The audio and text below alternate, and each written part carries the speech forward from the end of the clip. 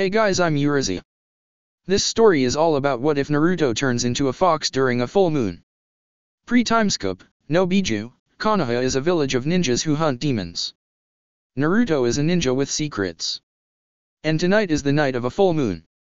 Before we proceed with the story, please like and subscribe to this channel if you liked the video, and don't forget to check the description for the other works of the author if you liked the story.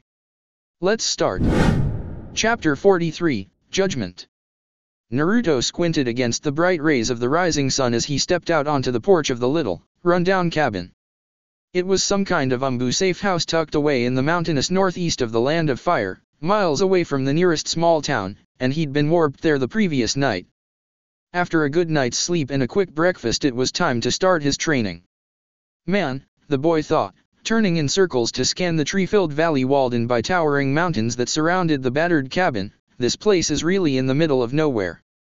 Are you ready to get started? The genin jumped a bit and spun back towards the shack.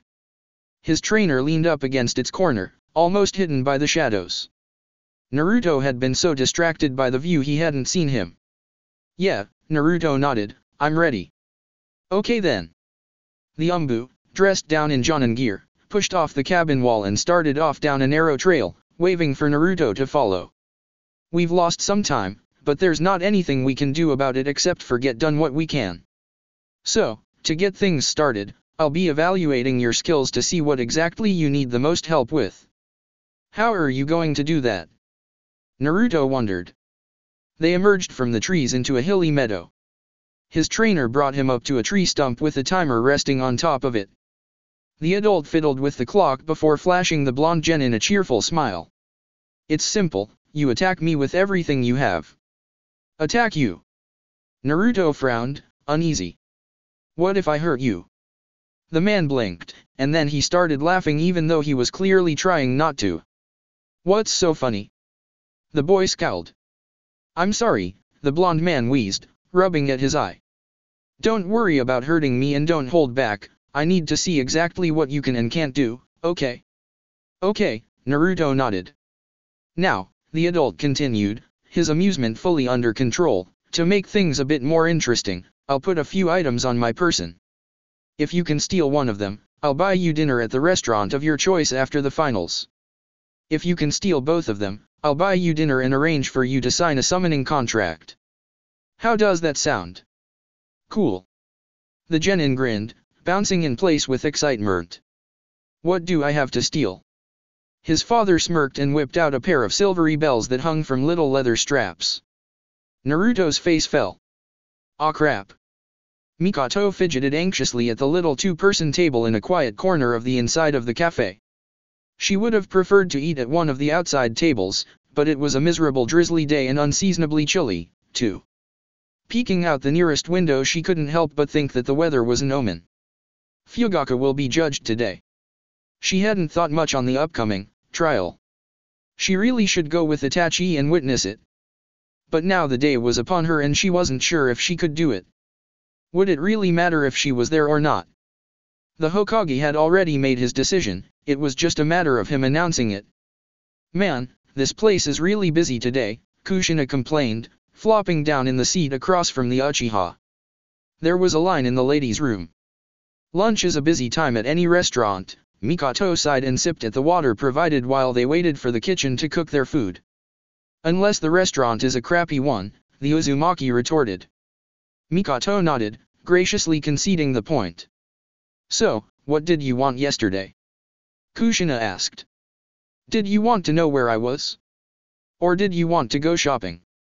I had some questions, probably sensitive questions, so, she pulled a seal-marked slip of paper out of her pocket, ran a spark of chakra through it, and set it in the middle of the table. I brought a little protection along. The seal paper contained a genjutsu that would muddle their conversation to any eavesdroppers. Any ninja worthy of the chunin rank, or higher, had the ability to dispel the illusion, but in a cafe dominated by civilians it would work nicely. So long as Kushina didn't get upset and draw attention to their table, they would seem beneath notice and appear to be talking about whatever the outside listener found to be supremely boring. Thanks. Kushina replied, a mixture of curiosity and worry in her expression. You know that even with this, if you ask about something that's a clan or village secret that I still can't answer you, right? I know, Mikoto nodded. Their server arrived and delivered their orders. Kushina received soup and Mikoto got a salad. When the waitress was gone, the Uzumaki stirred at her meal with her chopsticks and gave a slow nod. All right, ask away, and we'll get this over with. Mikoto took a bite of salad to organize her thoughts before launching her first question. From what Sasuke told me, your son seems to be capable of partial transformations beyond what latent werewolves can achieve without the full moon, and the animal features that he exhibited didn't appear particularly wolfish. The Uchiha picked at her salad with her sticks, preparing another bite. I know he's a werewolf. Fugaku used the silver test on him and had a positive response. So please explain these anomalies to me. You know Sasuke didn't see any of this himself, right? Some girl told him about it, which makes it third-hand information at best. Kushina twirled a strand of red hair around her finger and frowned. And you're starting to sound a little bit too much like your husband for my taste. A flash of anger rippled through Mikoto's being, but she suppressed it. Getting into an argument wouldn't get answers to her questions. And her friend had legitimate concerns, especially considering what had already happened. It's clear that Hokage-sama knows about Naruto and finds nothing significantly dangerous about him, otherwise Fugaku would not be imprisoned, the Uchiha woman replied a bit tensely. I have no desire to defy Hokage-sama's wishes, I'm merely curious and a bit concerned. She locked eyes with her old friend. I won't tell Fugaku anything that you tell me, I promise. Kushina pulled a clump of noodles from her soup to her mouth and chewed thoughtfully before speaking.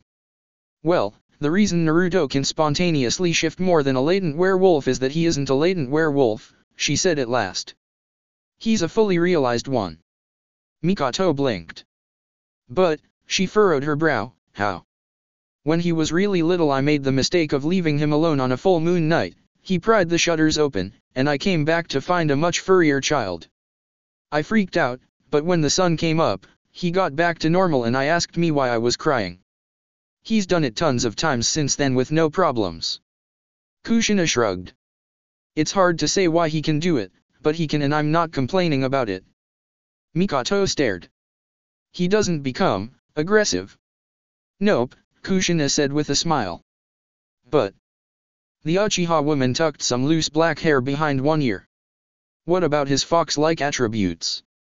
I can't really explain that, Kushina shrugged, looking uncomfortable. Certain bloodline quirks are classified as village secrets in Uzushio. Hokage-sama knows and I'm sure that he'll let the clans in on things when he feels the time is right, so, patience. Hokage-sama knows Uzushio secrets. Mikoto murmured. Villages kept secrets from each other. It was expected in ninja-centric settlements. Allies had far fewer secrets than enemies, but there were always secrets. And so long as those secrets weren't dangerous or didn't involve plans to surprise attack an ally, it really wasn't a problem. Yes, Kushina nodded, suddenly looking rather grim. There's trouble brewing in Whirlpool. My village is divided and my family is out to prove loyalty to Konoha before we get lumped in with the rest. Civil war. Mikoto breathed. That was a nightmare for any ninja village, especially in the old days when wars between men were more common and easily sparked. A village that fought itself couldn't protect itself from outside forces. And if that village had important resources, it was all the more tempting for rivals to strike. Doubtful, Kushina answered. The divide is too lopsided and my clan knows it's pointless to try and fight, we'd only be crushed. I'm not sure what the plan is besides secure Konoha's friendship to the Uzumaki specifically instead of Uzushio in general. I don't know if my father wants Konoha to invade to pacify the other side or if he's thinking of seeking refuge here, but I know that those who are siding with the Kurohi, the clan leading the other faction, are gearing up for more than taking over Uzushio. When their control there is assured, they'll be looking outward and Konoha is a very likely target. Mikoto felt a chill race over her skin. Uzushio had always been Konoha's ally, from the moment both villages formed at the tail end of the chaotic Hidden Clans era. Whereas others had come and gone from Konoha's side, the ninja of Uzu had always been there.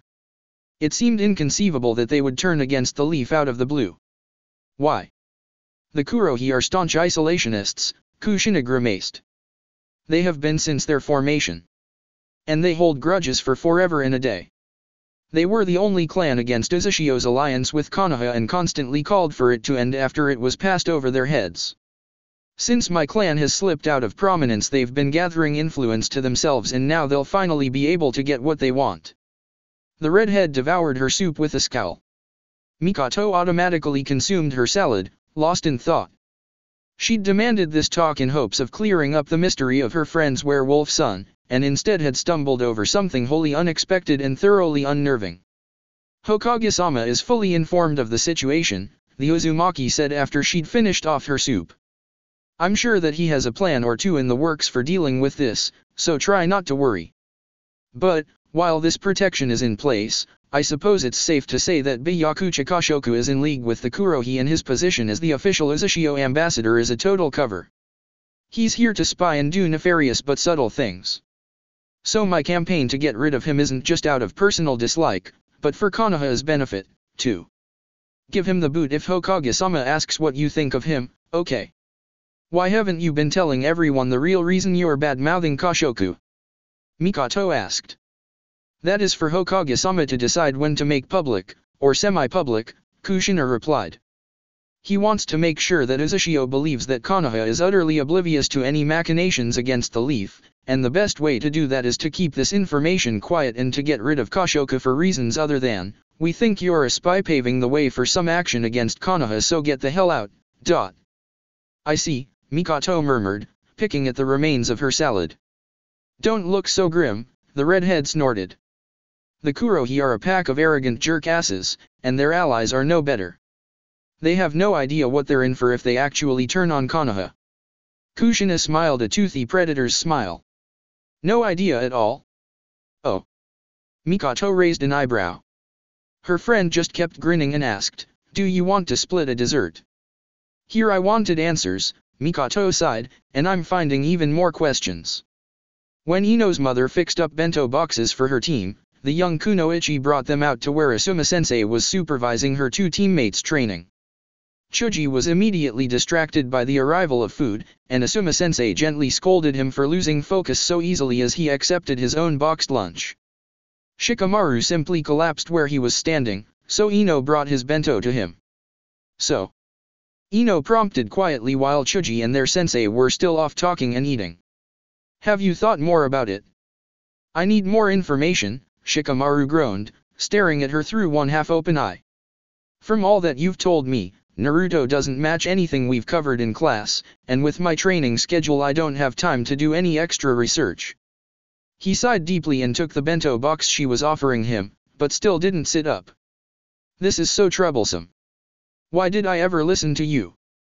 Because I'm beautiful and I brought you an intriguing mystery, Ino smiled, batting her eyelashes at her lazy teammate. Shikamaru sighed deeply and slowly levered himself up into a sitting position so that he could eat the food brought to him. Annoyed that he hadn't responded to what she'd said, Ino glowered and smacked his shoulder. Before things could degenerate further, Chuji ambled over to them, his bento almost completely consumed already. Are you talking about the judgment today? The Akimichi asked around a mouthful of rice. The what? Ino blinked. Hokage-sama's passing judgment on the Uchiha today, Chuji told her. Haven't you heard about it? Yeah, that's today. When Chuji nodded, Ino scowled. Ah, so that's where Daddy went. Wah, I got so drawn into Naruto's weirdness that I totally lost track of this. I'm losing it. It's today, Chuji needlessly confirmed. I wonder how it's going to go. Whatever the result, Shikamaru grunted as he examined his bento, it's bound to be very, very troublesome. Ino silently agreed. It doesn't take a genius to figure that out with the Uchiha clan involved. Uchiha Fugaku held his head up high and fixed his gaze straight forward as he was led into the meeting room by a pair of masked Umbu. His clansman, Tekka, followed a few steps behind, also flanked by Umbunin. There was a long, slightly curved table at the far end of the chamber with the Hokage sitting at the center, the two elders on either side of him, and the heads of all the prominent clans filling the rest of the seats. A selection of other Jonin and minor clan heads stood at the back of the room as well. He couldn't see all of who was attending with only his right eye, and he refused to turn his head and highlight his disability to the most influential ninja in the village. The atmosphere in the room could be compared to that of a gambling card game, without any shred of joviality or enjoyment among the players. Fugaku kept his face impassive and his posture confident as he was stopped before the table. The Hokage and his allies gave him blank expressions in return, hiding any hint of their thoughts from his eye. Tension thickened the air and every tiny sound seemed unnaturally loud. The old Hokage in his wide-brimmed hat sat silent for several long minutes, no doubt trying to intimidate the Uchiha standing in front of him, before deigning to speak. Uchiha Fugaku, you and your clansmen Tekka, Yashiro, and Shisui have willfully ignored all proper procedures and attempted to assassinate one of my sworn ninja, the genin Naruto. You did not speak with me and instead conspired to commit murder, made more heinous by the fact that the intended victim is a child. He was lured away into a secluded area and violently assaulted by silver knives coated with poison, and had one of my Umbu not intervened the boy would have died. Sarutobi paused for a minute for dramatic effect. Yashiro and Shisui are beyond any man's reach now, but you and Tekka are not. The Hokage steepled his fingers before him. Before your punishments are decreed, you have this opportunity to speak your piece, should you wish to. Fugaku didn't need to look at Tekka to know that his clansmen would defer to him. Tekka was a proper Uchiha, dedicated to the clan's goals and its unity. If he hadn't been prepared to accept the consequences for eliminating the werewolf child, he would have bowed out of the mission and allowed another Uchiha to take his role. He knew that Fugaku would speak for him and for the clan, and there was nothing he had to add beyond his silent loyalty. Reluctantly giving in to his disability, Fugaku slowly turned his head so that he could get a good look at every clan represented with his remaining eye. The Senju representative was beneath his notice. The once powerful clan that had almost been a worthy equal to the Uchiha had degenerated and thinned over the centuries so that the only Senju of note was Tsunade, and she had abandoned the village as a coward, gambling and drinking her inheritance away until she was buried under frightening debts. The Sarutobi representative wasn't much better. The seat was held by the Hokage's wife and she was her husband's puppet. Shivi of the Aburame was a typical product of his clan, logical with the mindset of an insect, so he viewed the Hokage as his queen, which made betrayal for him unthinkable. Tsume of the Inyazuka was just like the dogs her clan so obsessively revered, loyal to her alpha and unfortunately not the ambitious sort that could recognize that the Hokage was old and needed replacement. Chauza of the Akimichi was physically strong, but mentally weak, and dependent on the Yamanaka and Nara to make any intellectual sort of decision. Inoichi of the Yamanaka was of average intelligence for a ninja but complacent and thoroughly satisfied with the status quo of the village. Shikaku of the Nara was very smart, but disgustingly lazy, and no matter what the state of the village was, it was unlikely that he could be bothered to do anything about it. Hayashi of the Hyuga was a fearsome shinobi, but, being a Hyuga, he would never lift a finger to help any Uchiha. The Hyuga felt that their Kekai Genkai was superior to the Uchihas, but that just wasn't true, nor was their backward, divided house any match for the united power of Fugaku's family. And the two village elders, Homura and Koharu, though conservative, were just as much the Hokage's little puppets as his wife. Not a soul at that table would help him, even if this meeting wasn't about punishing him for trying to eliminate a dangerous creature. Their loyalty to an aging Hokage and the rare opportunity to feel superior to the mighty Uchiha ensured their agreement to whatever the old fool wanted done. It was profoundly difficult for Fugaku to let them see the utter contempt he felt for them and their weakness. But he was an Uchiha, and he had his honor, dignity, and reputation to uphold, so he held himself above their petty level. I acted according to my conscience, Fugaku declared. I saw a danger and I sought to eliminate it. I acted expeditiously as this danger was left in close proximity to one of my clan. Had I gone through the aforementioned proper procedures, one of my blood might very well have suffered gravely, or perhaps some other innocent genin. This danger existed because others were too weak to do what needed to be done. Its mother was weak and did not end the pregnancy when its father was revealed to be a werewolf. Its relatives were weak and expelled it instead of eliminating it. And Hokage-sama allowed it to thrive, either out of ignorance, which indicates a weakness of mind, or knowingly, which indicates a weakness of will. I was not blinded by its childish exterior, however. I saw a werewolf and I sought to destroy it, as all werewolves must be destroyed so that the magical disease of lycanthropy might someday be eradicated from our continent. Had I had any confidence in the strength of any other clan of this village, I would have called upon them for their assistance, but regrettably only my own clan seems to have the fortitude to preserve the safety of this village. He paused and looked over the representatives once again, turning the Hokage's little drama trick back on him. "Pass your sentence," he grunted. "I regret nothing but my failure to permanently eliminate the threat." When Tekka failed to throw in his own comments, the Hokage sighed and glanced to his left and then to his right at those seated with him. "Does any other clan have anything to say?"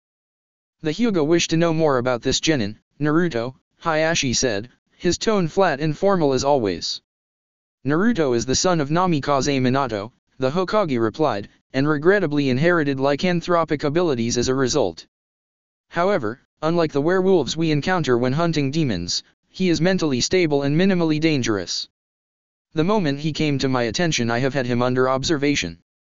I consider him to be one of my loyal ninja, sworn to my service, and under my protection.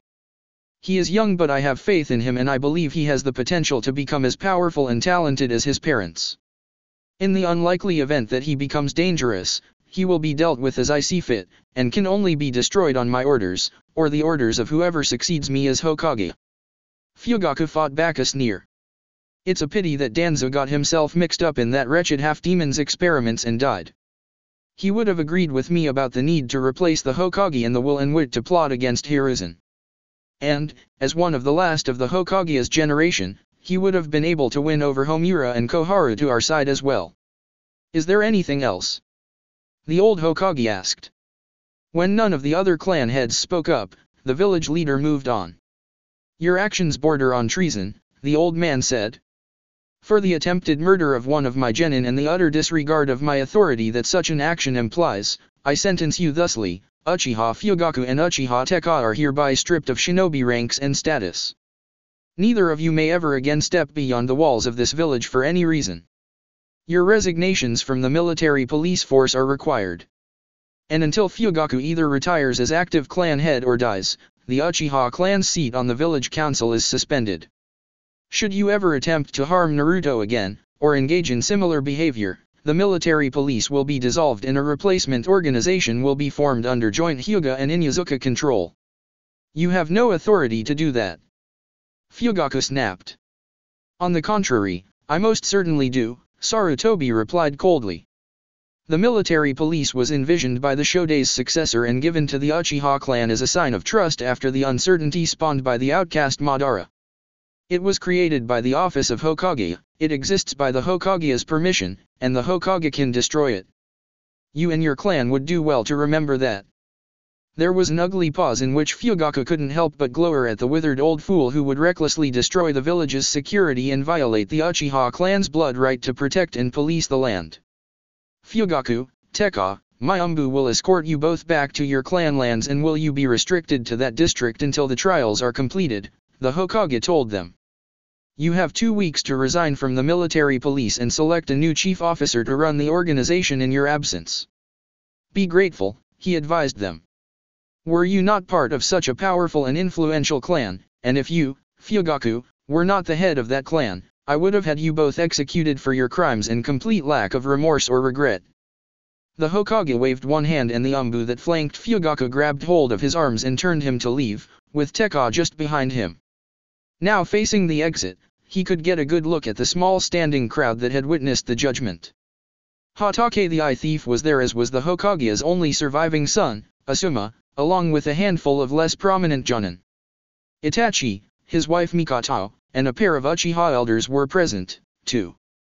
Barely restrained fury burned in the eyes of the elders Setsuna and Hikaku. Itachi's expression was clouded and difficult to read. And his soft-hearted wife couldn't look upon him, her beautiful dark eyes glassy with tears at his fate. Fugaku almost tried to speak to her as he was led past, but then he caught sight of the red-haired woman standing beside her with a comforting arm around Mikoto's shoulders. His opinion of people rarely changed from his first impression of them, and Fugaku's first impression of Uzumaki Kushina was that she was a loud-mouthed, overly emotional, embarrassment of a kunoichi. Over the years her skills had probably improved as she had attained high rank and was still alive, but her personality was unchanged and that did her no favors. And her recent failure to deal with her diseased offspring properly actually made her sink lower in Fugaku's eye.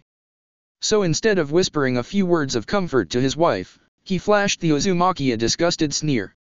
Konoha will soon regret allowing Uzumaki's abomination to live. Soon it will grow up and start spreading its disease, if it hasn't already. And then the village will be overrun by monsters and everyone will wish that I had succeeded. Namikaze's spawn is the wolf in Shinobi's clothing. Naruto stood panting heavily and glared at his enemy. His clothes were torn and dirty, he'd lost his shoes at some point, and over the course of his struggle he'd gone completely fox. Lashing his bushy tail he peeled back his lips to bare his teeth and raised one hand-like paw that he shrouded in weak blue flames to attack.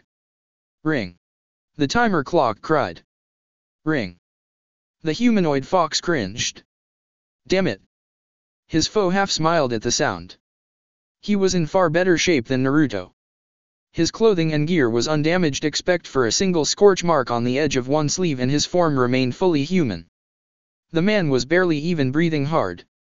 And two little bells hung undisturbed from his pants pocket. Well, that was fun, the blonde ninja cheerfully remarked. And very educational. Let's take an hour break to eat something and then we can really get started. Naruto collapsed in the soft meadow grass and panted like a dog, the flickers of flame coating his hand immediately winking out. He felt close to exhausted and an hour late lunch break didn't seem like nearly enough time to recover the energy needed for training. The silvery bells that he'd tried so hard to steal glinted in the sunlight as if they were mocking him and his feeble genin skills. I hate you, the fox boy wheezed, totally frustrated. I know, his father replied as he turned away and strolled back towards the cabin, his smile shifting into something closer to an expression of pain. I know. Chapter 44, Dark Currents, Hidden Eddies. Byakuchi Kashoku sighed as he meandered towards a bar he'd stumbled upon shortly after arriving in the leaf village that he found to be suitable to his needs. Evening was falling and it was the perfect time to go and indulge in a few alcoholic beverages.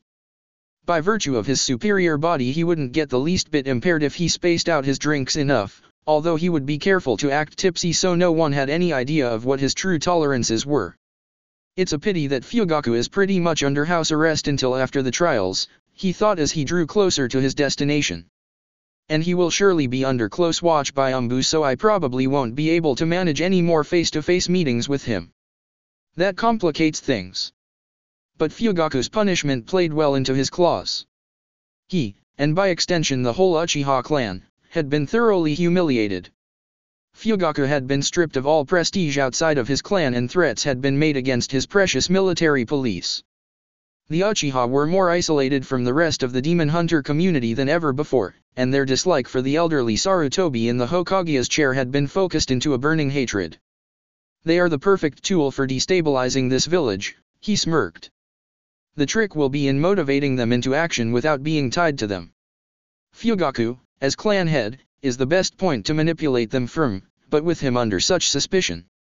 A pair of masked umbunin dropped from the rooftops and blocked his path, forcing him to stop.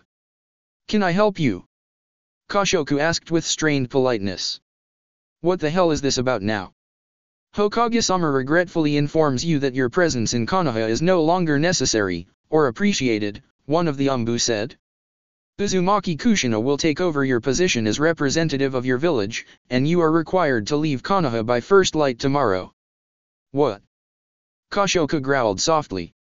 He can't do that. I am the chosen representative of Uzushio that Uzumaki is here illegally. You are welcome to discuss the details with Hokage-sama, the second umbu informed him. However, it wasn't just his decision. The main motivation in this action comes from the clans of Konoha. After Uchiha Fugaku was judged, the great clans of the village got into a discussion on the two representatives of Uzushio and they quite unanimously decided only Uzumaki Kushina was necessary. Barely leashing his outrage, Kashoku pushed past the umbu pair and altered his course from the bar to Hokage Tower. I believe I will be discussing this with Hokage-sama, he half snarled. The closer he came to the tower, the hotter his fury burned. And simmering underneath that was a bitter taste of fear. It had been a long time since he'd failed a mission, especially one that was so easy. The Hokage can't do this to me. He fumed. He, and his village, has no say in the representative that Uzushio sends.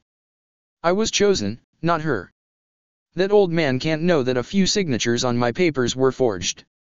A chill tightened his shoulders.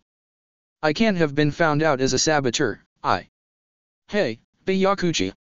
He stopped dead and looked right to see the wretched Uzumaki woman leaning against a light pole and smirking at him. I don't have time to listen to you babble, he sneered. Heh, I guess you've heard then, she grinned nastily and pushed off the post to stroll right up to him. I told you that I'd steal your job. You should have just packed up and left earlier to avoid the humiliation. She wrapped an arm around his shoulders and before he could shove her off she leaned in to whisper into his ear.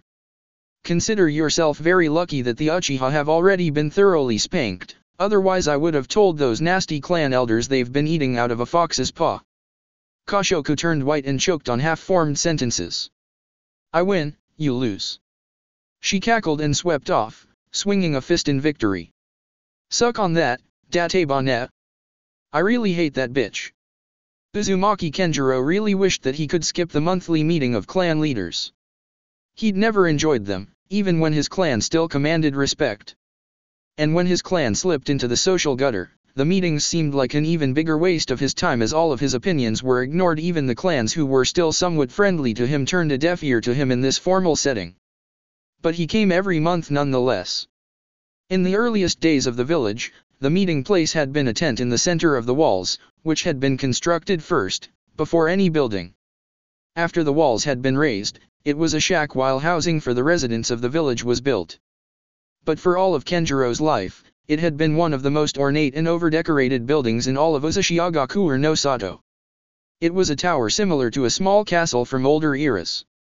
It was formed of several stacks of floors, each with its own roof with upturned corners. Flying from the highest roof was a white flag bearing the village's symbol, a blue fat spiral. Around the base of the layered tower were two entrances, one in the north and the other in the south. Most of the building contained offices and administrative areas, much like Konoha's Hokage Tower, but instead of the most important place being at the top it was buried deep in the basement. The meeting chamber itself was a cylinder with two doors, one aligned with the east and the other with the west. Equally distributed around the walls were 10 alcoves, one for each of the 10 clans.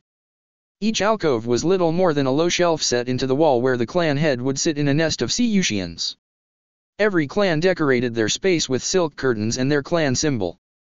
Kenjiro made his way over to the seat beneath the white Uzumaki spiral and tied back the blue curtains so that he could sit in his nook and glance around the chamber. The arrangement of places for the clans never changed, and the circular design of the room was meant to convey equality. But equality among the clans had been a futile dream, and the top-ranked clan who opened and closed the meeting and moderated debates was set apart from the others by a golden cloth hung over their alcove. For generations that cloth had been displayed over the Uzumaki white spiral, but now it was pinned above the black flame on the red field of the Kurohi. Grimacing at the sight, Kenjiro let his eyes wander over the other 8 clan seals as he waited for all the leaders to arrive and the meeting to get underway. Hashitama's symbol was of a pale yellow star on a dark blue field. They were a quiet bunch that produced few ninja. Their real talents lay in crafting jewelry and highly decorated weapons meant for display. They knew ancient techniques and seals that could be embedded in gems and precious metals, and they had created all of the crystal pendants that suppressed Kitsune-specific traits which had become so important to the village's survival. Clan Furukawa was represented by a green circle bisected by a thick, squiggly blue line. Before the slaughter they had managed several profitable merchant houses that operated along rivers. They also had produced many fishermen, sailors, and boat builders. Some of them still fished in the sea to provide extra food for the village that didn't need to be bought from human vendors, but most of the clan had converted into warriors in response to the genocide of the humans' Great Hunt. The Byakucha were signified by 5 vertical red stripes on black. They had always been a warlike bunch with a preference for fighting in beast form with tooth and tail. Their combat skills had doubtless allowed their clan to survive, but bottling them up into the increasingly cramped confines of the village made them self-destructive. The Byakuchi had always been a widespread clan, with plenty of space between members so that conflicts had room to cool off and resolve themselves. There was no room for that in Uzushiagaku no Sato. Of course they would side with the Kurohi, they wanted space again, so they were known more for their warrior skill than their domestic troubles. The crossed blue steel daggers on a black background was the symbol of Clan Retsukai, another bloodline of fighters. They favored knives and poisons and had once made a tidy little living as bodyguards and assassins. When they joined the forming village, they became the weaponsmiths, producing kunai, shuriken, wire, short swords, exploding tags, and innumerable styles of daggers. Conflict was their business, and perhaps they saw great profit in backing a war against humankind. Clan Mayu Baikao was represented by a black paw print on misty gray. They were the finest illusionists in the whole village. In the old days they had played at being fortune tellers and had amused or terrified, depending on the individual and their mood, humans with their genjutsu. Every ninja that they produced was heavily genjutsu dependent, and they made fine spies. Their clan was a quiet one, but very proud of their abilities. Maybe they favored the Kurohi's plans so that they could prove their supremacy, and perhaps eliminate the Uchiha, whose eyes made their greatest talent useless. The Kurikawa's symbol was a red circle bisected horizontally with a thick, squiggly black line. They were rivals of the Furikawa, but where the Furikawa had been mostly law-abiding river people, the Kurikawa had essentially been pirates on the high seas. Clan Kurikawa hadn't raided merchant ships for profit, but for fun, for the challenge. They were often compared to the Uzumaki for their loud, gregarious nature and their straightforward fighting style, but they lacked Clan Uzumaki's prized honor and honesty. The Kurikawa were mercenaries and rogues, and surely they wanted to get back in the business of being fearless pirates again, instead of cautious and restricted ninja. The seal of the Akisame was a red maple leaf on light blue. They had been born in deep, ancient forests, offshoots of a forest fox clan. Akisame loved working with wood and had once been the masters of both the Carpenters and Architects Guild in the Land of Forests. They had constructed most of Uzushiagaku no Sato from the ground up, and supervised or planned whatever they hadn't built with their own paws. Politics escaped them, however, and they were very easy for more savvy clans to manipulate. The Kurohi would have no trouble drawing them in when the time came. And the sakura flower against deep purple was the sign of the Kinomoto. The Kinomoto were pacifists who pursued intellectual professions. Their men became professors, accountants, writers, and doctors. And their women were painters, pottery makers, poets, and geisha. Very few had become ninja upon joining with Uzushiagaku no Sato. Instead, their clan did most of the administrative paperwork and managing the budget. They were oblivious to anything outside of their areas of interests, such as political machinations, and they shied away from violence and conflict.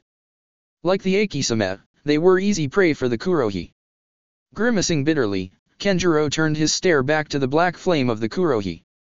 Their clan was a product of the Great Slaughter. They were formed from the shards and ashes of dozens of other clans, and so had no real group characteristics or history. It had coalesced under the leadership of the current head's father, the last of the Kurosaki. Dozens of other sole survivors and shattered pieces of families threw themselves under the sway of his charisma.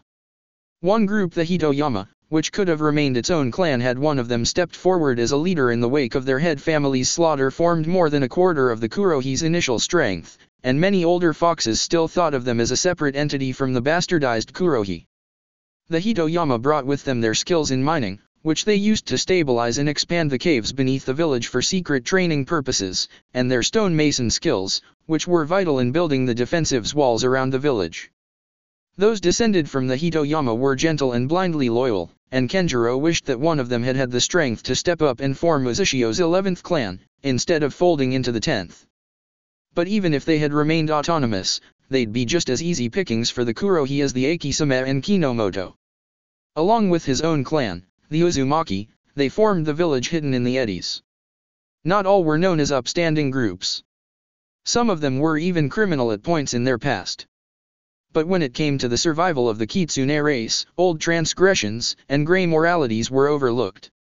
So long as they had no ties to the wicked Kyubi no Yoko, they were welcome to take shelter in their haven in Uzunokuni. However, some Kitsune survivors had turned up that had aligned themselves to the monstrous Nine Tails. They, too, wanted sanctuary, but they had been turned away. Such foxes were true criminals in anyone's eyes, and Uzushio would not harbor them. Kenjiro heard all sorts of wild tales about what might have happened to the few surviving wicked foxes that they retreated to remote places in the lands of iron and snow, or boarded boats to remote continents where no Kitsune had lived before, but no one knew anything for sure, and nothing had been heard of them for over 150 years. Kenjiro's inner musings were interrupted as the final clan leader, Kurohi Yuta, made his entrance into the chamber. He always made sure to turn up last, even when his clan had been at the bottom of the social pile. Yuta, dressed in expensive black robes, embroidered with gold threads, first tended to the small shrine to Inari, patron deity of the Kitsune race, before settling into his clan's place.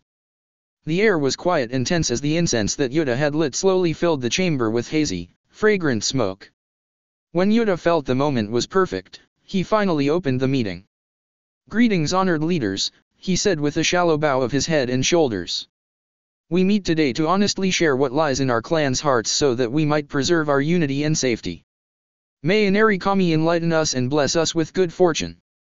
Mutters of agreement rippled around the room, and then Yuta got down to business. He called on each clan head in turn to hear and discuss their requests and disputes. Kenjiro barely half listened as he was unlikely to be allowed to voice his opinion on any of the matters brought up, and he would be the last one called on. The Byakuchi, Retsukai, and Kurikawa regurgitated their tired old complaints. The Akisame proposed new renovations and building projects, and the Kinomoto asked them where they were going to get the money for that as the budget was very tight this year. The Mayu Baikao passed on their turn, as they usually did. And the Hoshitama and Furikawa brought up the lost children and feudally demanded that something be done. "And what does Clan Uzumaki have to say?" Yuta asked, not quite keeping the disdain from his voice. "Nothing that clans Hoshitama and Furikawa haven't said already," Kenjiro responded blandly. "I pass. Now bring Kurohi's issues so that I can go home and do something productive." "I see," Yuta nodded stiffly. "Now I shall speak for Clan Kurohi." After a minute of silence to separate himself from the role of moderator and return to being just a clan head, he started to speak again. "Disturbing information has reached my ears," he announced gravely. "It seems that Clan Uzumaki has sent a representative to Konoha no Sato without any permission or consent from this council." There were no whispers or loud gasps, but the smoky room sang with tension. Kenjiro merely frowned. He knew that Kushina's presence in Konoha would eventually come back to bite him here, and the Kurohi seemed determined to make it work for them as much as possible. "I suppose I should be grateful that they waited for the regularly scheduled meeting instead of calling an emergency meeting the instant that word reached them. What do you have to say for yourself, Uzumaki?" Yuta demanded. Kenjiro, despite being the youngest man in the room, didn't waver under the 9 pairs of eyes, many of them with centuries on him. He stared right back at Yuta, ignoring everyone else, and almost sounded bored when he made his response. "I felt it prudent to send a representative for my clan as the official representative of Uzushiagaku currently in Konoha was not approved of by me or anyone in my clan." The incense-choked atmosphere in the room darkened as a subtle scowl crept onto Yuta's craggy face. "And you feel that your daughter, Uzumaki Kushina, represents your clan's interests?" He sneered. It was a loaded question. Kushina's personal reputation within Uzushio was in utter ruins. If he agreed, it would publicly confirm that his clan was just like her, sexually deviant with a werewolf fetish, rash, irresponsible, and reckless. "She was the best choice available," Kenjiro answered with a slight shrug. "She is familiar with the current Hokage and all the current clan heads of Konoha, and she is well within the acceptable age range for liaisons. And if she found out that I sent anyone else, she might very well have burned my district down. Your daughter," the Byakuchi head growled disgustedly, "is impulsive and destructive. If her lover hadn't been a werewolf, she would have remained in Konoha and borne him a Hanyo child in the heart of a demon-hunting village. We would have been ruined." "Young people become foolish and short-sighted when they fall in love," Kenjiro responded. "Namikaze Minato is gone now, and so her judgment should be less clouded." "Should be?" The Retsukai head snorted. "Call her back this instant. My clan has no faith in her." "She won't obey," Kenjiro retorted. "There's nothing for her here but scorn and ridicule. Even if I traveled to Konoha to personally collect her, she would refuse. I'm not about to waste my time sending orders that will be ignored." "Then I vote that we eliminate her," the Mayu Baikao leader said quietly. "Uzushiagaku no Sato cannot afford to have a rogue agent mingling with the enemy this way." "Good, ahead and try," Kenjiro almost laughed. Her reputation took a hit in Konoha, too, for her actions, but she still has friends there. So if it's war with the leaf that you want, go right on ahead and try to slip assassins into an allied village without the Hokage's knowledge or consent. Does anyone want Uzumaki Kushina in Konoha? Yuta asked. Not a single clan leader raised their hand or spoke up. Then it seems clear to me that Uzumaki Kushina must be removed from Konoha, preferably without bloodshed and conflict, but she must leave. Yuta glowered at Kenjiro with glittering yellow eyes. So Kenjiro, remove your daughter or we will find a way to do it for you. Is that understood? Kenjiro gave a very slow nod. Sure, I understand. Will I do it? No. Good, Yuta growled.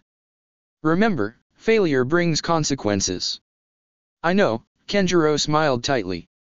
I remember, the question is, do you? The sun had set and Hoshitama Morimaru paced his office. The missing children still hadn't been found and he was running out of comforting things to say to their parents. And now the Uzumaki's actions had been uncovered. It was surely just a matter of time before their gambit would be uncovered and then. A tapping at his window made him freeze. Adjusting his spectacles he shuffled over to the glass to see a black masked shadow waiting there. When he opened the window, the shadow handed him a small envelope and vanished into the night. Morimaru warily studied the envelope like it might bite him. The Uzumaki spiral was stenciled on the back of it, but it was otherwise blank. With trembling fingers, he opened the envelope and removed a folded piece of paper. It was a picture torn out of a magazine, a color photograph of a white dove with a string of numbers scribbled on it. The cipher was simple, Morimaru didn't even need scratch paper to decrypt it. A date and a time, nothing more. Panic paralyzed him as he stared at the picture. Surely it hadn't come to this? There had to be some other way, some other option. Perhaps if he went to the Kurohi and spoke to Yuta privately. No, he knew. That would only bring doom on Hoshitama faster. Some of the craftsmen might be spared so that the crystal pendants could still be made, but the rest. And he knew he would never be able to live with himself, should he survive, knowing what the Kurohi were doing to helpless humans just offshore. Hoshitama Morimaru let his shoulders sag and stood alone in his office for 10 minutes more before getting about his business. Furukawa Sato did his best to enjoy his after-meeting tea in his own office when he was rudely interrupted. A shadow crouched in front of his window with an envelope. It was from the Uzumaki, and it contained a picture of a teacup and a set of numbers. Unlike Morimaru, he didn't panic or contemplate throwing his clan on Clan Kurohi's non-existent mercy. The old fox merely sighed and set the paper on fire with a blue spark of flame and disposed of the ashes in a waste basket before returning to his tea. If there is any bright side to this situation, I suppose it would be that soon I shall get a chance to sample a wide variety of fine teas without paying to have them imported. There had been risks in concentrating most of the remains of their race in one spot. If they were found out by the shinobi world, they would be rendered extinct for sure. Therefore, contingency plans had been formulated in case they were discovered. They were desperate and probably would have failed, but with evacuation drills gave many a sense of security and hope. It had been very simple for Kenjiro to modify those old, half-forgotten plans and retool them to his own purposes. The original plan had been called Diaspora and had called for each clan to flee to pre-prepared hiding places in different regions and countries so that there was a greater chance that many of the clans survived. They would take only what they could carry and flee under the cover of darkness through the underground tunnels to various ports around Whirlpool Country. And once all the clans were established in their new homes, they would do their best to stay under the radar and start over fresh. Kenjiro's modified plan was named Exile and it was just like the original plan, with only a few differences. For one, there would be fewer evacuees as only 3 of the 10 clans would be leaving. But leaving the other 7 clans out demanded stealth and secrecy, so each clan's top genjutsu masters would be casting illusions over their districts until everything was done. To keep the plan from leaking, only the shadows from the clans involved, the genjutsu masters, and clan heads really knew what was going on. All of the other clansmen just thought that they were resurrecting an old drill, and trying out an old plan. None of them would realize that it was for real until they were boarding the boats hired to ferry them to the mainland. The first night, Clan Hoshitama had vanished into the darkness without complications. The second night, Clan Furukawa had disappeared through the caves with only a few nervous moments brought on by crying babies. And now, on the third night, Kenjiro's own clan, the Uzumaki, were slipping away. He'd left his eldest son, Kenshin, to manage the evacuation while he took care of one small errand. Kenjiro tugged his dark coat tighter over his shoulders and slipped into the port city, one of the few his clan wouldn't be using tonight. Lightly masking his presence with a genjutsu that would keep the average human from noticing him, he headed to a small hotel and visited one particular room. With a few knocks on the room door and some patience, he had a squinty-eyed Jiraiya roused and waiting to hear what he had to say. "I'm sorry for the late hour," Kenjiro said with a ghost of a smile, "but this is the only time I have." "Well, what is it?" Jiraiya grunted, leaning against his doorframe and yawning. "I regret to inform you that we won't be able to feed any more information to you on Uzushiagaku's actions," Kenjiro told the towering ninja. "Oh." The white-haired man frowned. "It's a pity that I can't ask you to sneak back into Uzushio," Kenjiro chuckled, more to himself than to Jiraiya. "I'd love to hear about Yuta's reaction when the sun comes up." Yuta sat at the breakfast table with his son Yuma and enjoyed the morning sunlight streaming through the windows.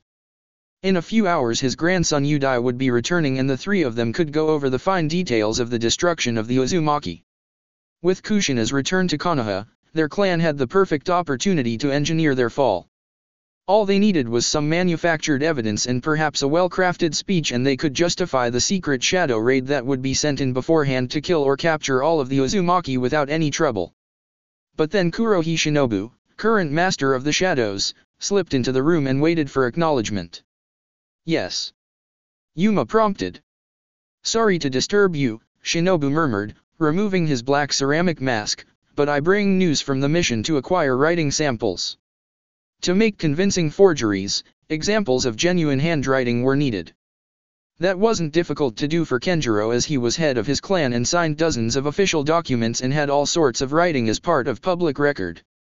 But Yuma had thought of involving Kenjiro's daughter in defaming her clan, and while the other clans would probably believe anything was her handwriting, Yuta wanted to be sure the falsified documents stood up to any scrutiny. It was a simple but ingenious little plot.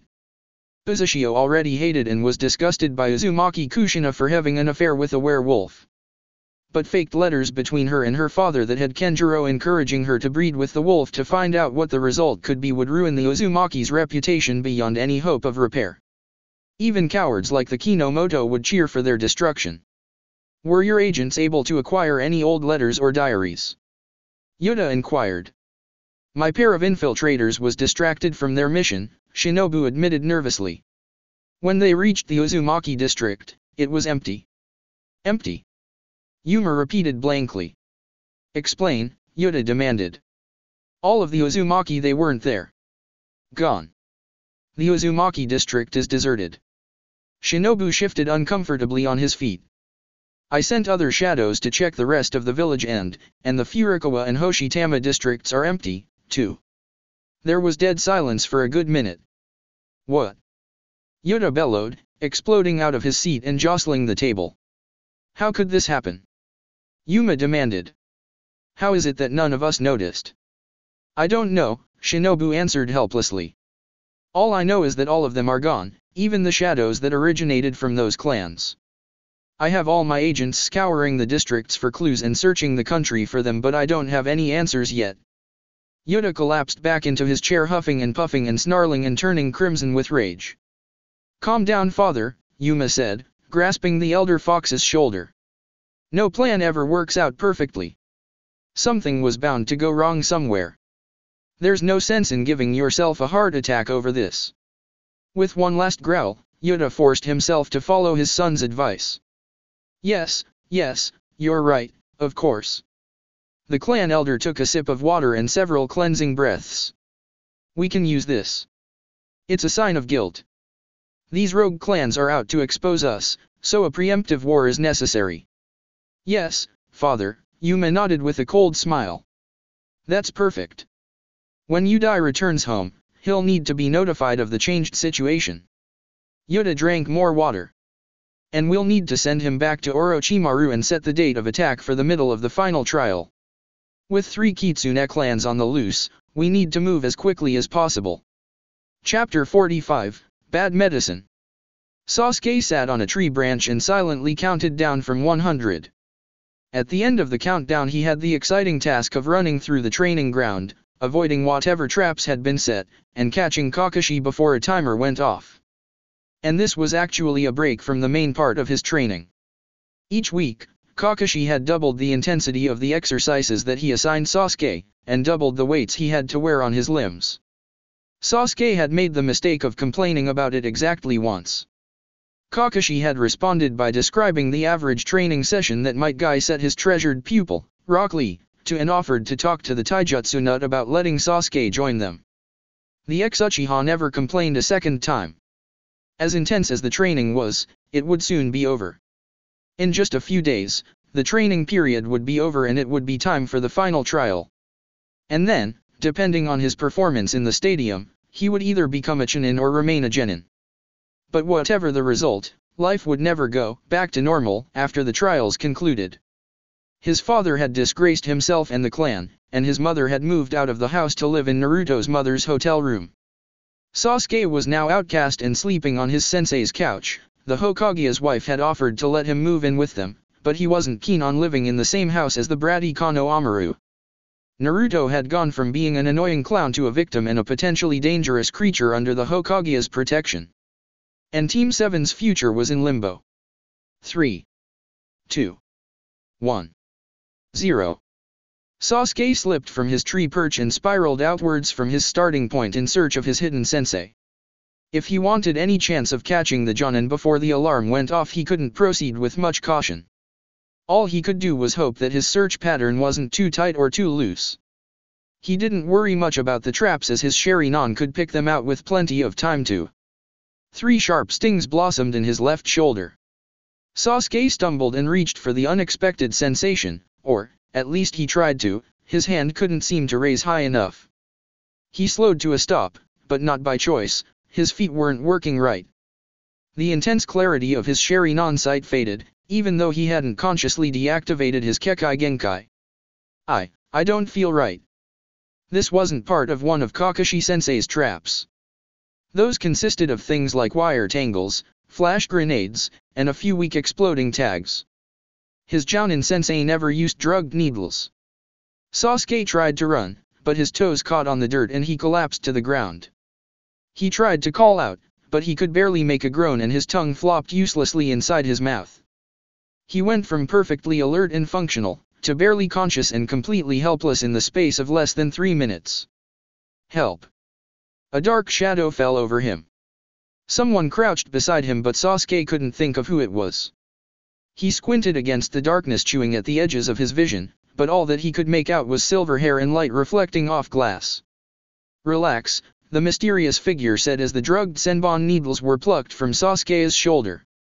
My potion won't kill you, and when you wake up you won't remember a thing. The stranger pulled down Sasuke's shirt collar and ran his fingers around the base of the boy's neck. He wanted to protest, but he couldn't think of what to say even if he could have said it. When the person's examination was complete, Sasuke found a pill being shoved into his mouth. Take your medicine now, Sasuke-kun. As soon as he was certain that the pill had been swallowed, Kabuto made his exit. Stalking Sasuke had not been easy. To escape Kakashi's detection he'd had to alter his scent, employ his best stealth, and arrange for a distraction.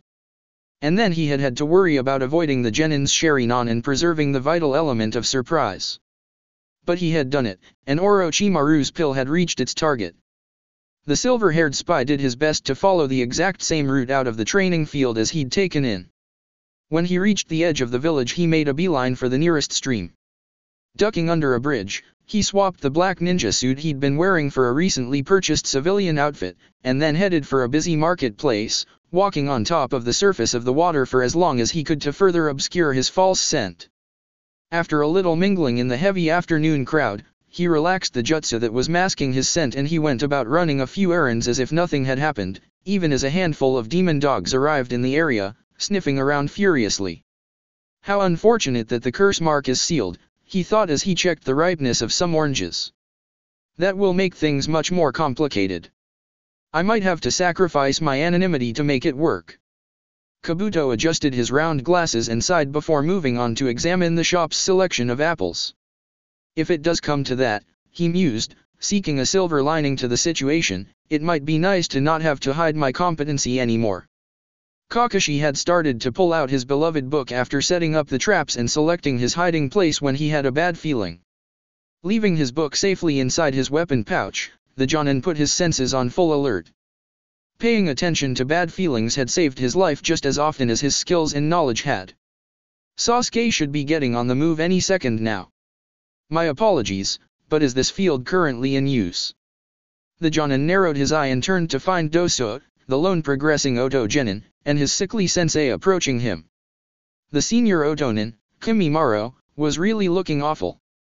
The young adult was horribly pale with shadows forming under his eyes and his breathing sounded uneven. Yes, Kakashi nodded. This field is currently in use. If you wish to train, I advise that you find a different one. Perhaps I read the schedules for the fields incorrectly, Kimimaro replied. This is field 14, isn't it? The heavily bandaged Dosa grunted. The board said that it wasn't reserved. This is indeed field 14, however, if the board says that it is open, there must be some mistake, Kakashi informed the Oto Genin. But enough, Dosa, Kimimaro said. This field is taken. We will find another. The pale young man's dull eyes drifted back to Kakashi's masked face. Our apologies for disturbing you. The Otonin bowed and turned to depart, only to fall to one knee as a violent coughing fit struck him. Dosa watched him, concerned but trying not to show it. Kakashi frowned behind his mask as the foreign ninja continued to cough for several minutes. Have you seen a doctor about that cough? He asked when Kimimaro finally started to quiet down. It sounds unpleasant. Yes, Kimimaro wheezed, slowly staggering to his feet. I have sought treatment. Thank you for your concern. Come, Dosa, let us be on our way. Kakashi watched the pair walk off until they were out of sight. Alone again, the Jonin stretched out his senses to locate his student. Rying. Time's up, Kakashi muttered to the empty air as he went to collect his timer clock. Something was wrong. Sasuke should have at least been close by when the alarm had gone off, and yet he was nowhere to be seen. Kakashi couldn't hear or smell him, either. Something was very wrong. The silver-haired Jonin immediately went into search mode. With every step that he took and failed to find any sign of his student, the tension rose. He jogged straight for the tree where he'd left Sasuke to start the exercise, mindful of the few traps he'd set. Sasuke hadn't even made it 10 feet from the starting point. The ex-Uchiha lay crumpled on his side, eyes closed, and thoroughly unconscious. The boy was still breathing, but it was ragged and shallow. When Kakashi touched the boy's skin, it was on fire with fever. This isn't right, Kakashi knew. He was perfectly healthy 10 minutes ago. No virus hits this hard this fast. Slicing open a finger with a kunai, Kakashi used the blood to summon his entire pack of lesser demon tracking dogs. Yo, Pakon, the deep-voiced pug glumly greeted with an upraised paw. What's up, Kakashi? Search the area and follow any suspicious scents, the Jonin commanded, gathering his student up in his arms. Let me know what you find. I'll be at the hospital. Got it, Pakon nodded. The dog pack sniffed at the spot where Sasuke had fallen and then split off in different directions to examine the entire training field. Kakashi didn't wait around to observe his summons work. He had full confidence in their abilities. Sasuke needed medical attention immediately. As soon as Sasuke is in the doctor's hands, he thought as he sprinted towards the hospital with the boy slung over his shoulder, I'll be back to find out who did this. Kushina strolled through a clothing shop that catered to Kunoichi and browsed the racks. She'd only brought the bare essentials with her to Konoha to leave room for the keepsakes she'd brought along for Naruto, and to keep her pack light to make the journey easier and faster. And her wardrobe had been gloomy ever since she'd had to give Naruto up, full of grays, dark blues, and blacks. Now that she was in a much better general mood, she felt it was time to bring brighter, happier colors back into the mix. She found a violet top in the style that she favored. Basically it was a very short kimono. In her younger days she similar clothing as a dress with black bike shorts to protect her modesty, but her more mature self wore pants and more sensible sandals than the knee-length open-toed boots of her early teens. Rubbing her fingers over the durable fabric, she studied the shade of purple and internally debated on whether she should go try it on or not. It's a sleepy color.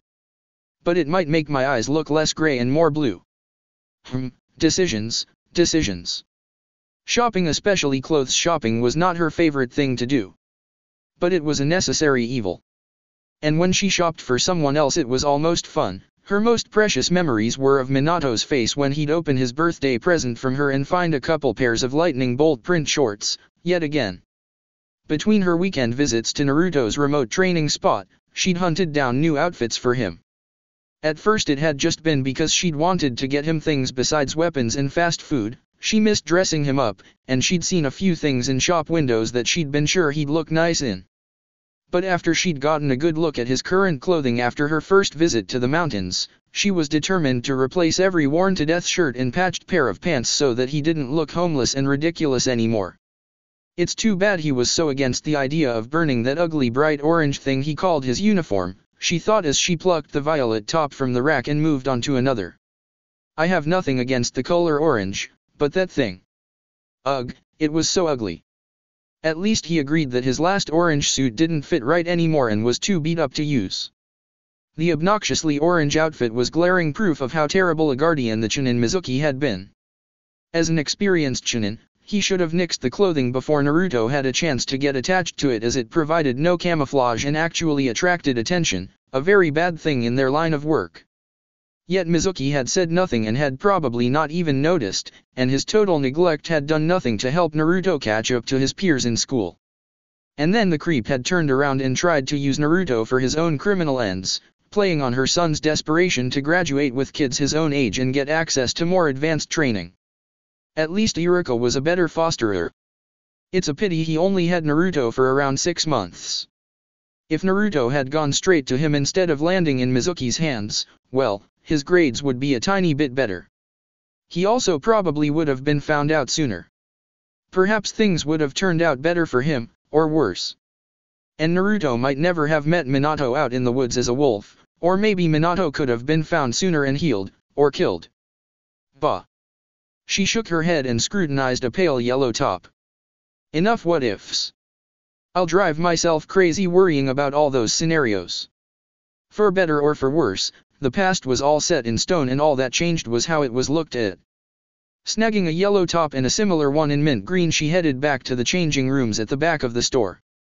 Modeling each one in front of a mirror with a pair of black capri pants she picked up earlier in her perusal, she rejected the green one and decided to keep the violet and the pale yellow. Putting back on the civilian clothing she'd been wearing, she left the changing rooms to return the discarded top and make sure she hadn't overlooked anything else she might want in the store before making her purchase.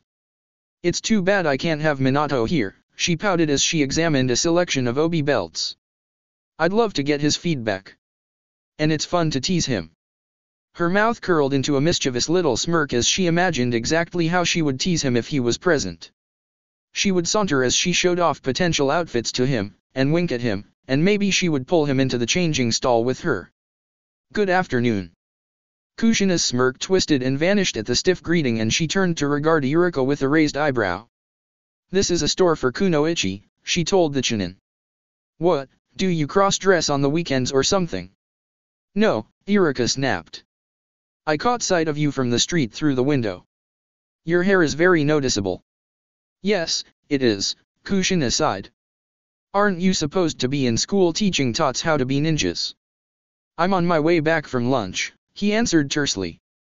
And you want to hear about Naruto, she added for him. It was Monday and she'd returned from the wilds just that morning. Iruka knew that she'd been with Naruto. As a favor to him, she made the effort to keep him updated on Naruto's status and pass along his greetings to her son. If only he could make himself friendlier, it wouldn't be such a chore for her, but he seemed bound and determined to believe that she was some shallow bitch who cast aside her son when he became inconvenient for her and returned under suspicious circumstances. Yes, he said. At his confirmation, she took her things to the register to buy them. Dealing with him always left a sour taste in her mouth, and she wanted to do something other than shop to clean her palate once he was gone. While she was paying, he hovered off the side, and then he followed her out of the store. Everything's going well, she told him. Naruto's perfectly healthy and progressing very well in his training. He'll be returned to Konoha the day before the finals so that he can rest and be ready to head to the stadium first thing the next morning. Will I get to see him?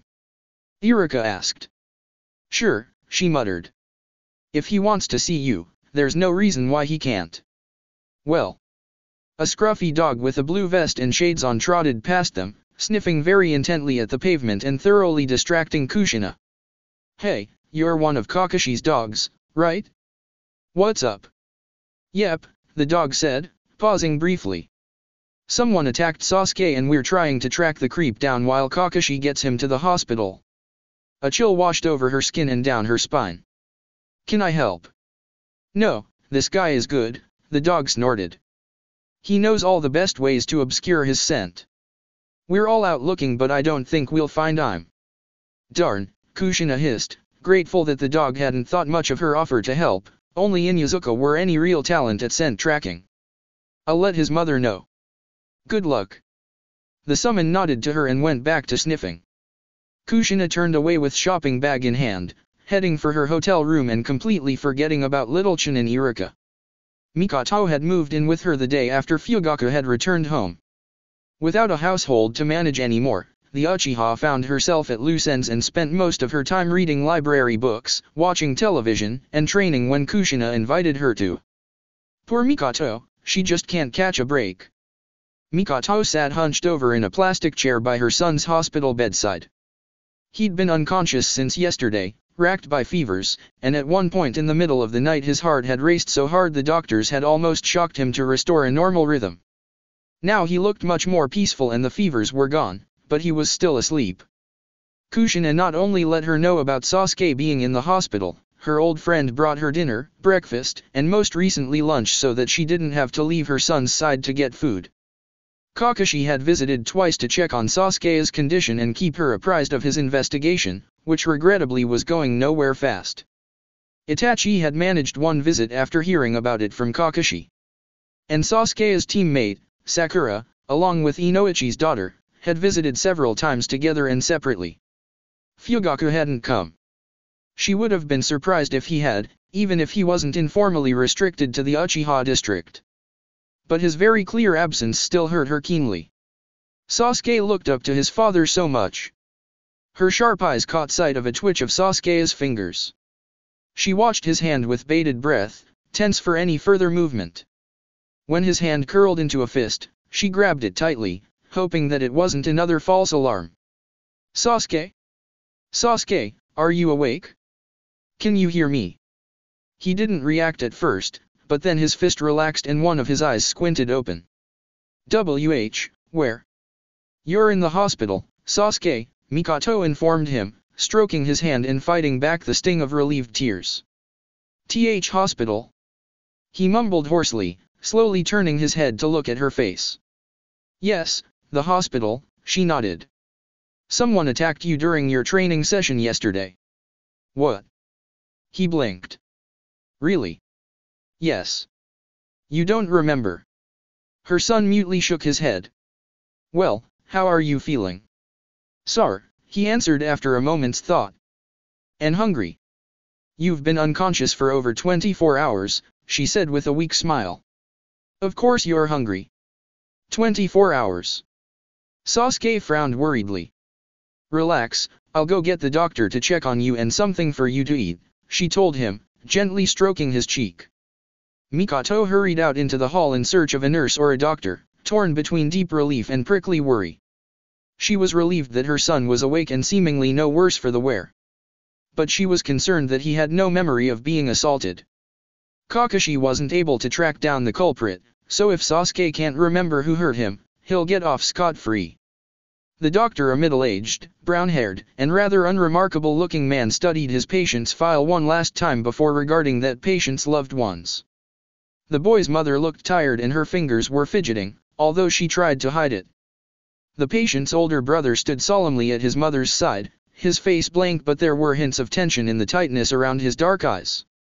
And the group was rounded out with the boy's silver-haired Jonin teacher and a red-haired Kunoichi who supported the boy's mother and was probably an old friend. After looking at each person present, the doctor smiled warmly. "Young Sasuke is a lucky boy, Mrs. Uchiha," he said. "It seems that he's pulled through with no ill effects.